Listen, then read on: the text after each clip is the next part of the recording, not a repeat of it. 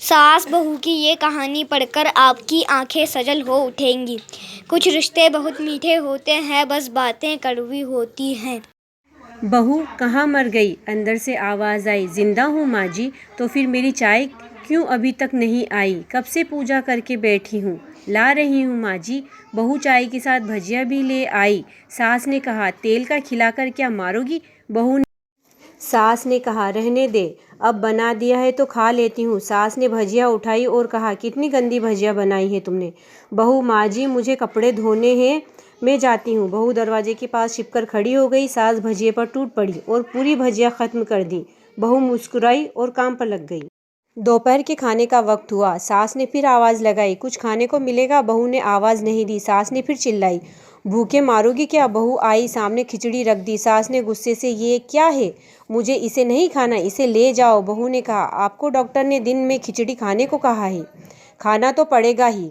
सास मुंह बनाते हुए, हाँ तू मेरी माँ बन जा। बहू फिर मुस्कुराई और चली गई।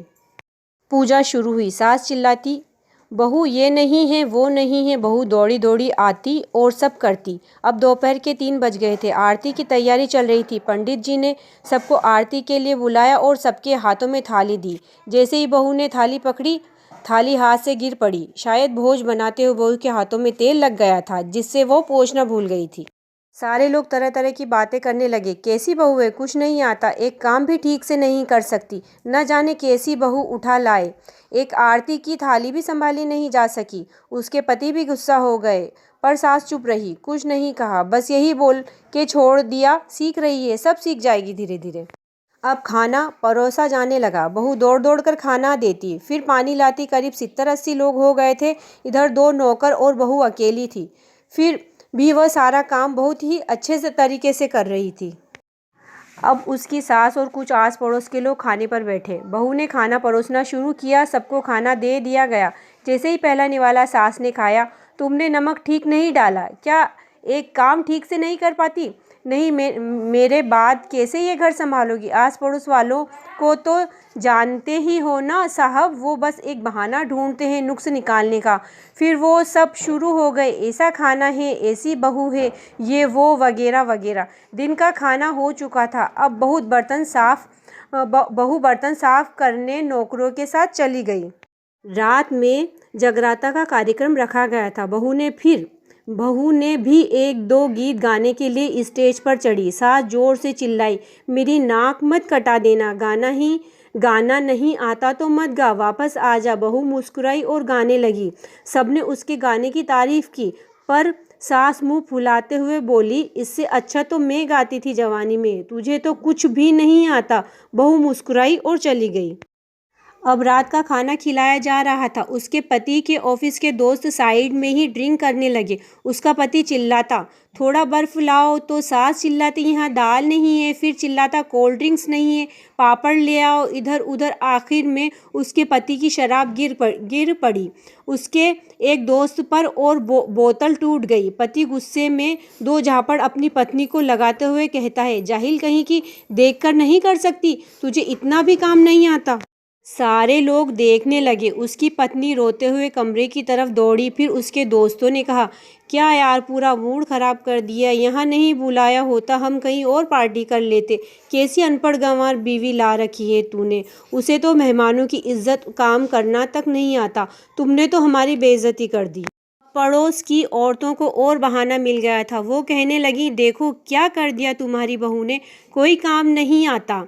मैं तो कहती हूँ अपने बेटे की दूसरी शादी कर दो, छुटकारा पाओ इस गंवार से। सास उठी और अपने बेटे के पास जाकर उसे थप्पड़ मारा और कहा, अरे नालायक, तुमने मेरी बहू को मारा, तेरी हिम्मत कैसे हुई?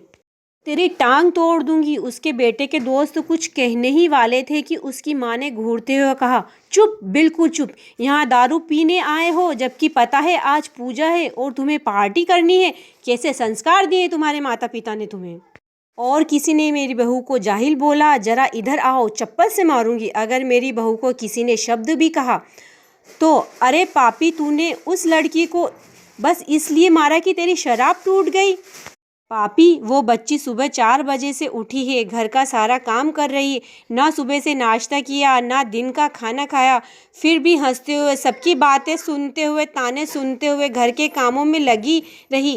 तेरे यार दोस्त को वो अच्छी नहीं लगी, जूते से मारूंगी तेरे दोस्तों को।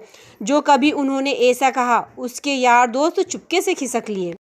अब सास बहू के कमरे में गई और बहू का हाथ पकड़ बाहर लाई। सबके सामने कहने लगी, किसने कहा था बहू को घर से निकाल के दूसरी बहू ले आना, जरा सामने आओ। कोई सामने नहीं आया। फिर सास ने कहा, तुम जानते भी क्या हो इस लड़के के बारे में? ये मेरी माँ भी है और मेरी बेटी भी है।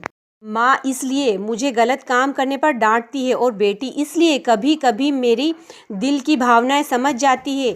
मेरी दिन रात सेवा करती है, मेरे 1000 ताने सुनती है, पर एक शब्द भी गलत नहीं कहती, न सामने ना पीठ पीछे। और तुम कहते हो दूसरी बहू ले आऊं? याद है ना छुटकी की दादी, अपनी बहू की करतूत? सास ने गुस्से से पड़ोस की महिला को कहा, अभी पिछले हफ्ते ही तुम्हें मियाँ बीवी भूखे छोड़ घूमने चले गए थे।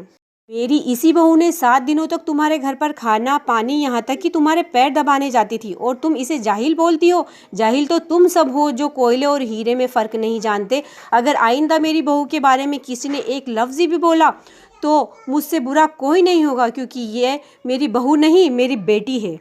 बहू सिसकियाँ लेते हुए फिर कमरे में चली गई। सास ने एक प्लेट उठाई और भोजन परोस बहू के कमरे में खुद ले गई। सास को भोजन लाते देखा तो बहू ने कहा, अरे माँ जी, आप क्या कर रही हो?